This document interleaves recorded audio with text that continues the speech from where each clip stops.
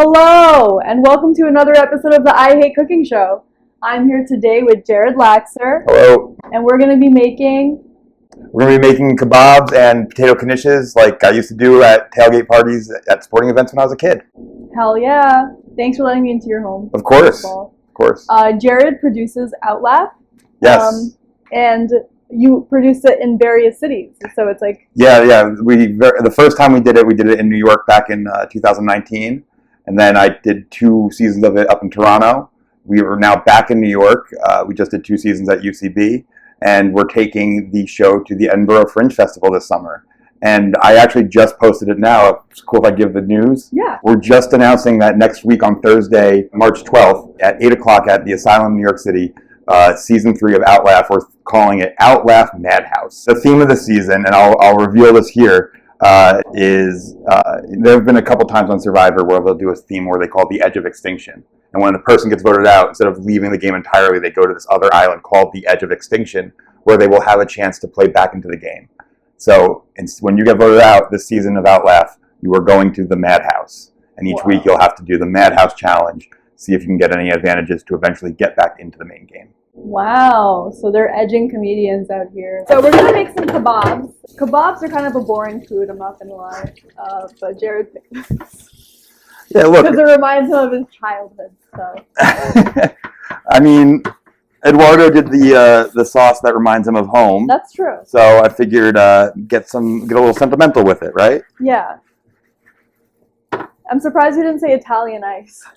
So I do have Italian ice in my freezer from Cosmos, which is the best Italian ice in the entire world, down in Metuchen, New Jersey. There used to be the famous one in Elizabeth that was there for 115 years. Is that self-proclaimed, or are you saying that it's the best? I mean, I think everyone, it's just experts agree. You sure that in Italy they would say the same thing? Italian ice is actually an Italian-American invention. So it really does come from the Holy Land of New Jersey. Yeah. Also, speaking of New Jersey, you lived in New Jersey for a good amount of time. Yeah. Where? New Milford. Also okay. Howell, New Jersey. I lived in Howell for like... Oh, that's like South Jersey, yeah? Yeah, Freehold County. Okay. Well, Freehold, it's either Ocean County or Monmouth County. I forget which one Freehold is in, but yeah, I got it. Cool. I think Freehold is its own county. It's not. It's not? I could name all 21 counties, right? Yes. Okay. Yeah, that sounds right. I kept saying that's Freehold. Say again? I kept telling people Freehold. They got the point. Yeah. Not as many people, I think, could just name all the counties off the top of their head. No. Nor is it a skill that anyone should have. Yeah, why do you have that skill? Jared loves New Jersey. I love New Jersey. In fact, hold on a second. I said 115 years for the Italian ice. It's actually 110 years, and I should know that because it's on the hat that I'm wearing that I just changed into the Cosmos since 1915. That's crazy. Italian ice, yeah. No, it's most Italian ice will put some sort of preservative into the mixture because it'll keep it from melting right away. The Cosmos, there's just fruit, water, and sugar. That's all they put in it. So that's why it is the best Italian ice in the world. What's the best flavor? Well, the best flavor that I have in my freezer right now is probably the strawberry guava. But I'm a lime mint guy at the end of the day. Okay, word. Yeah. Pretty dope. So, Jared. Meaty. What got you into comedy? So I mean, is Outlaugh technically a comedy show? Some might argue that it's not. You know, comedy is the only art form that if it fails, it's no longer that art form. But what got me into comedy? Well, I dropped out of Franklin and Marshall College in 2011. I did the fall 2010 semester, realized it was not meant for me, and dropped out, and a couple weeks later started taking sketch classes at UCB. So that's, Wait, what were you studying at school?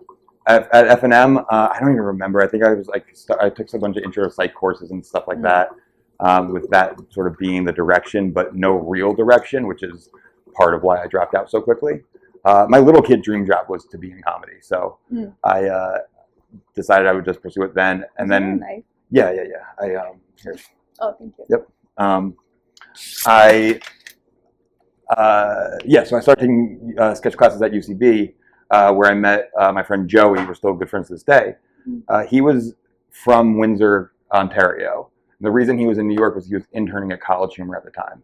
Oh, wow. And he told me about this school in Toronto that had a comedy writing and performance program. And having two parents that were pissed that their kid just dropped out of college, and me looking to both appease that and start a career like towards this in comedy, I thought that this was like the way to bridge that and honor both those things at once. So yeah, that's when I started. It was like 2011. In that February, I went to the school, Humber College, to audition. I went and auditioned in February. About a week later or so, I found out I got in, which was pretty cool. And then... Wait, what's the program again? It's a 2-year program in comedy writing and performance. Oh, wow. Yeah, so pretty focused on the this kind of like theater production and also performance and writing and, you know, all that kind of stuff. So that was 2000. I started in fall 2011, finished in 2013. Although I didn't technically graduate, I did graduate many years later when I moved back to Toronto. Part of me moving back was that I went back on the student visa to, you know, partially finish and also for some other reasons. And my joke about that is that I'm the only person that took 8 years to finish a 2-year college. Yeah, or I guess 9 years. Good thing math wasn't part of the program. Why did it take that long? Because of the visa? Well, no. So it didn't really take me that long. What happened was, I mean, it took me that long, but it's not like I was at it the entire time. When I left in 2013, I was like 1 or 2 credits short. Okay. I was just kind of shitty about it. You know, I was there to take comedy classes. So I went to the comedy classes and tried hard at those. And the ones that weren't, I didn't go to or try as hard at. So when I went back, you know, many years later, that would actually, you know, help me get back over there in a way that was legal. Okay, that's good. Yeah. That's pretty awesome. Yeah, and then, you know, I used to just mostly do like stand-up that was, in retrospect, pretty cringy. But, you know, I've developed that a little bit more over the years. The first time I did Outlaugh was in 2018, and then 2 seasons in 2019. We shut it down when the pandemic shut us down, and then we came back last summer. That's pretty dope. Do you miss Canada? Yeah, I do. Toronto's a great city. As much as I love New Jersey, and I do love New Jersey quite a bit, Toronto's like the other place that I've been that like really feels like home to me. Yeah. That's pretty dope. You really snickered at me loving New Jersey. You know, I got to ask, is it the laugh at my love of it or at the state itself? At the state. Okay, you know, that's fine. And your love of it. Right. Just the passion is kind of funny. Yeah. It's endearing, you know? I'll take endearing. I'll take endearing. And, you know, I do get, for all my love of this place, I do understand the criticisms. You know, went to the roast of New Jersey at the Count Basie Theater last week, and there was one of the comedians, Rich Voss, said, you know, I love New Jersey, not the people or the smell, but like the general idea of it, you know, so. That's funny. It does kind of make sense. You look at it that way. So why do you love Survivor so much? So, all right, it started as a thing when I was a kid, right? I watched the second season, the Australian Outback, when it aired, and when it was done airing, my dad, I was, I guess, 9 years old. It aired in the year 2000. When it was done airing, I remember my dad telling me, like, oh, just so you know, you have a distant relative who's going to be on the next season. Wow. You know, a cousin that you've never met. And for years, I didn't meet afterwards. His name's Ethan Zahn, and he actually ended up going on to win that season. What? Yeah. So that like got me hooked for a while. I definitely dropped off, you know, during or like towards the end of high school for a number of years. And then in, I want to say like 2014 or 2015, I just got way back into it. It's a really, really fun show. That kind of social strategy in that kind of environment really appealed to me for whatever reason, you know. Yeah, Survivor is kind of like social strategy, strength, and intelligence, right? Like all three. Yeah, absolutely. Right. Absolutely. You know, they definitely divide tribes sometimes by that kind of logic. There was they've done a theme 2 times where they called it brains versus brawn versus beauty. And they divided the tribes versus basically the smart people, the hot people, and the strong people. Oh, so, no. I know. Oh no is right. If you end up on brawn or brains, it's like, what are you saying about how I look? Or if you end up in how you look, it's like, all right, I guess I'm a dumbass. Yep. Well, yep. That too. You know, I have considered doing a similar theme for Outlaugh, but doing it like brains versus brawn versus ugly. Just make one of the things a negative, but keep the other two positive. That's hilarious. Yeah, you should do it. You should do it. I might have to coming up, but not for Madhouse. For Madhouse, we got some other stuff cooking. Okay. Yeah. Hell yeah. So we got the veggies all chopped. Look at this. It's the peppers and the zucchini in here. I'm gonna rinse them real quick one more time. Yeah, for sure. Also, when we would do these like tailgate parties, the way that we would do it is wrap them in tinfoil and throw them on the grill. So I was thinking maybe we could do that with the griddle surface here. Okay, that sounds good. Great. Very great. I'll start skewering them. We have some mozzarella cheese. Amazing. I hope it doesn't melt immediately. It'll melt a little bit, but that's fine. I will put a couple of these Knishes into tinfoil as well. Although those we could probably just throw right on. No, you pronounce the K. Oh. Yeah. That's crazy. Unheard of. Yeah, it's unorthodox. You know, actually, I think the Orthodox like them quite a bit. Oh man. Yeah, these could actually go right on the grill, or on the griddle. So. Perfect. It's a fancy ass apartment you got. Yeah, I'm pretty happy about it. It's pretty dope. Just gonna go in the drawer. I'm sorry. Okay. So your show got canceled tonight? Yeah, it did. Yeah. That's tough. It's okay. It happens from time to time. For sure. Oh, you know what? I'll use this one because that's clean.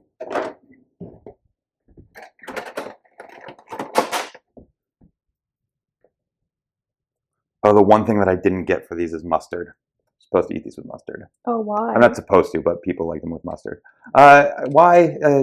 Honestly, I couldn't tell you. I'm not a huge mustard guy myself, but I would do it for the whole thing. Mm.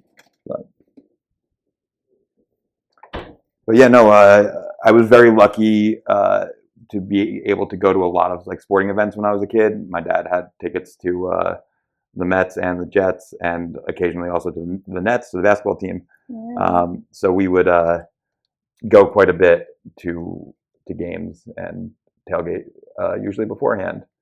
That's pretty dope. Yep. We'd also usually have something like frozen taquitos or something like that. Nice, let me wrap that up. Look at it. Gorgeous. It's a rainbow. So it's like a family. Yeah, you know, something that I got to do a lot when I was a kid, which was really nice. Yeah. You know, definitely blessed in that way. Yeah. Where'd you grow up? I grew up 10 minutes from here in a little town called North Caldwell, New Jersey. It is known for, oh, you know what? I probably should have put some like oil in there also. There's a touch of vegetable oil. North Caldwell. Yeah, it's a town that is known for basically like one thing and kind of two things. The kind of thing is that it is the last house that the Unabomber successfully sent a letter to was in North Caldwell. And the thing that it's really known for is actually the house next door to that, which was Tony Soprano's house in The Sopranos, the actual house on location and in the show. That's pretty cool. I'm just honored to be here. Yeah, I'm psyched to do this today.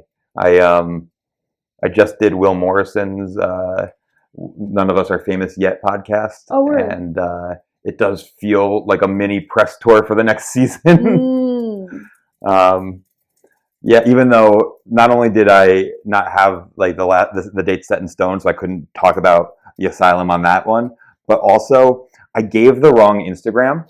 I literally said, check us out online, Outlaugh New York. But I had just like the day before changed it to Outlaugh Comedy. Mm. So at Outlaugh Comedy is our Instagram if you wanted to check us out. You know, I just for sure.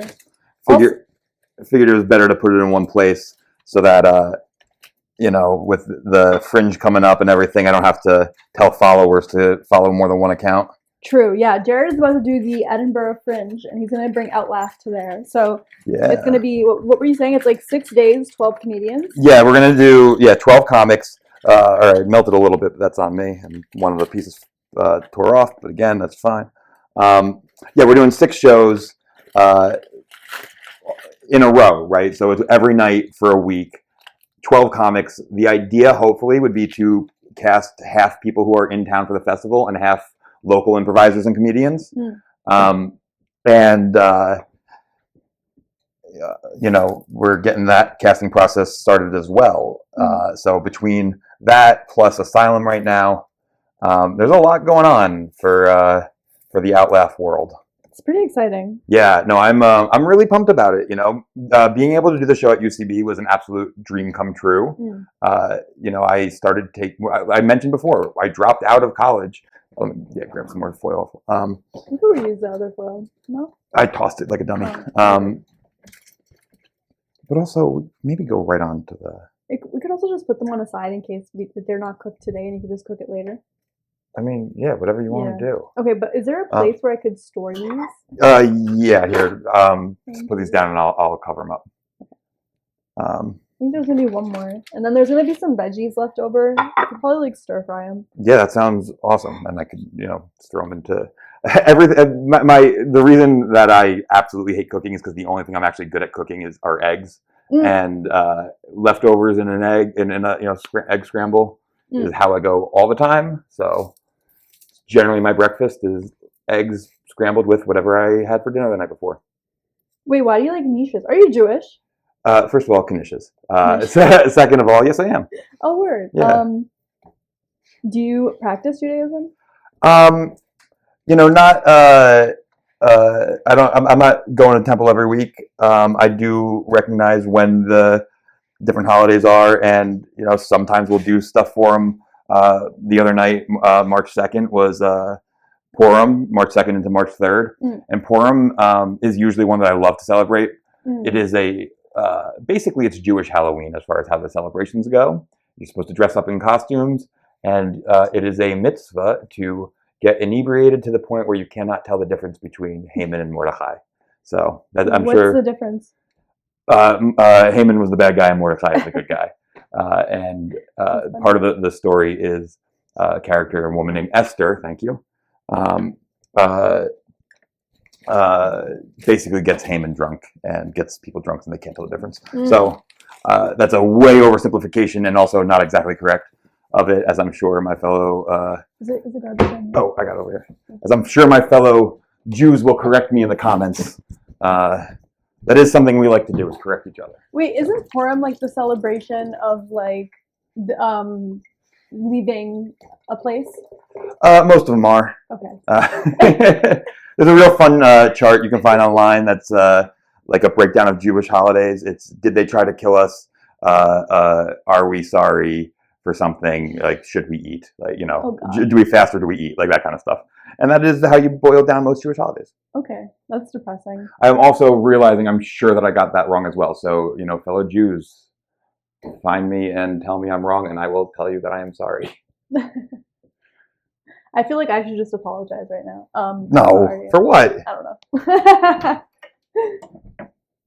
So these quiches are pre-made from the grocery store. What grocery store did you buy them at? Oh, the shop right over at Little Falls. Oh, word. Yep. I went to ShopRite too. I love ShopRite. Wait. Where's the box at? I kind of want to read it. It's in the fridge, I believe, because there's a couple more in there that I want to make. So this is. Oh, it doesn't have anything on it. It was on the wrapper that I threw away, so it's in there. Yeah, we don't need to grab it. Well, anyways, you can buy them pre-made, which is awesome. Which is generally what I've done. I don't know if I've ever had a from scratch knish. Adding an extra step. Kebabs are a very Islamic dish. Yeah. So Jared's obviously open-minded about his religion. Like, wait, what's the fun fact about like Judaism that most people wouldn't know? I will think of one, I'm sure. Okay. I don't know. Most of our facts aren't that fun. It's usually about where we were when people tried to kill us. Are these cooked? I mean, it looked good to me. All right. I mean, I guess it's whatever. Whatever you want to do. I think if we do the tin foil and give it another like few minutes, it'll get real hot and Okay. yeah. We're just blowing through tinfoil today. Yeah. Whatever. Well, that's a limited resource. There isn't a lot of aluminum in the world. That's true. Yeah, and there also aluminum has a lobbying group. That's bizarre. Yeah, I applied to it, the aluminum agency. Yeah, I actually got the job. I'm gonna eat some of this cheese. Have some Please, cheese. I'm going to. Have some cheese.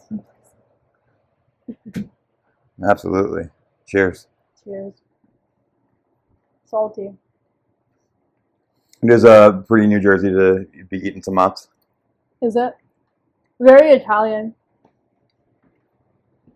The two things go hand in hand. What was your New Jersey experience like? I liked it. It was like, That is against all the other things you've said about it. I know, but it's fun to make fun of New Jersey, you know? Fair. Yeah. Fair. But no, I feel like it was like home, you know? Like immediately. Like I feel like Jersey is so diverse. Mm-hmm. And the like New York, there's certain parts that are like mixed. And it's diverse in its own way. Mm-hmm. But Jersey's a great place for immigrants to come to because there's like immigrant communities. Absolutely. So like coming here and just knowing that there's like a pocket in Jersey for Indian people called Edison. It's called Edison. Also a small sliver of Jersey City, for sure. Okay, yeah. I mean, like, you know, to have that is really helpful. Yep. And then to also have mixed communities where it's like a bunch of different people, different like socioeconomic backgrounds, different like races of the city's immigration statuses, and we're all going to school together. Like it's just it's the perfect place to go to, be an immigrant. Yeah, I mean, I wouldn't say that the United States at all right now is a good place to be an immigrant, unfortunately. Yeah, it's I love New Jersey. I've got nothing but good things to say about this place. Where there are bad things to say about it, I just don't have those things to say. Yeah. You know, it's been very good to me. How so? You know, that diversity that you're talking about is like a huge thing. You learn to talk to and interact with all different sorts of people. You know, every kind of person lives here, and I don't just mean that every kind race-wise, every kind of attitude, every kind of personality. We're all here, and as the most densely populated state, we're all on top of each other. You know, you can't get out of New Jersey without having some okay people skills. So. That's true, yeah. And people are so kind and welcoming. Like I feel like in high school, like if you wanted to be popular, then that's like its own like it makes the high school tough. But if you don't want to be popular and you just want to hang and like meet people, like it's such a vibe. Like Jersey's the perfect place for that kind of attitude towards people. Yeah, absolutely. You know, like one of the stereotypes is that we're like a state filled with malls, and you know, obviously they're going away because of just the year 2026. Everything's warehouse space is more valuable and all that. But yeah, no, it was a really okay place to just like go and hang out when I was in high school. 24-hour diners, we used to be known for that, and obviously after the pandemic, like there's a lot less 24-hour places, whereas it used to be almost every single diner was 24 hours. You know, go do some stuff with your friends at night, and then go so late that it's like 1 or 2 a.m. and you want something to eat. You can go get great food anywhere. You know, all definitely like woven into the fabric and into the culture here. Mm-hmm. It's true. Yeah. Let's turn this off. See how we're doing on this. The kebabs. Oh yeah, it's gonna be a lot softer in there. Oh yeah. I'll bring the camera over. Please. Look at them. It looks solid. Yeah. We've got some.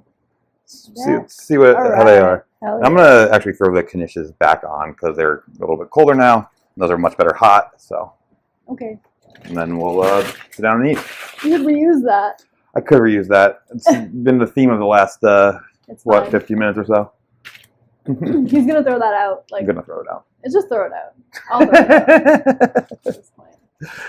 Yeah. Once it's crumpled up too much, it's hard to reuse it. Yeah, and also like I don't know if we're about to use any more stuff, and if I'm not gonna reuse it immediately, I'm not gonna reuse it.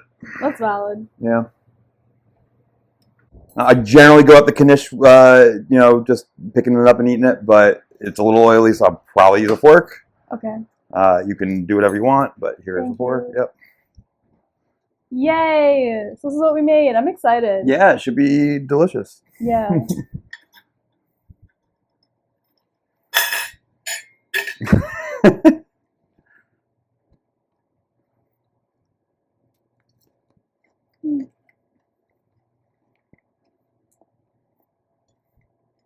Vegetables.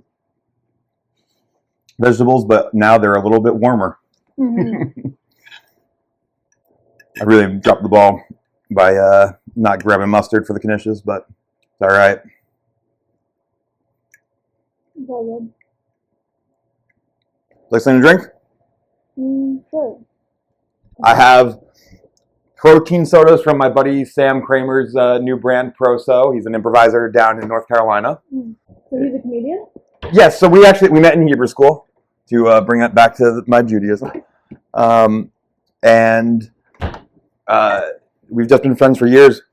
And he is an improviser now. Yeah, he's teaching classes down at, I can't remember the name of the theater, but whatever the theater is local to him. Proso. It's 10 grams of protein. Yes. 45 calories. Yes, that's honestly the root beer is so good. It's absolutely my favorite one. This is really good too. Yeah. The flavors. Is it available in like grocery stores? It's definitely in stores in his area. I don't know if they're in stores up here yet, but you can order online. Definitely should have brought a knife over for the dough is not just cutting easily, but that's all right. I'm just gonna go at it. So you eat these two things together? Yeah.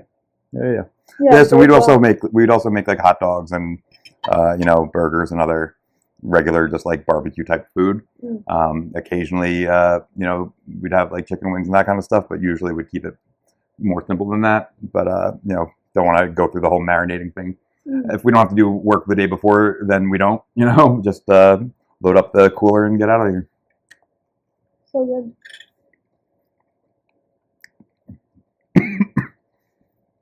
But yeah, cutting a knish open and putting like a little bit of layer of mustard in there does change the game.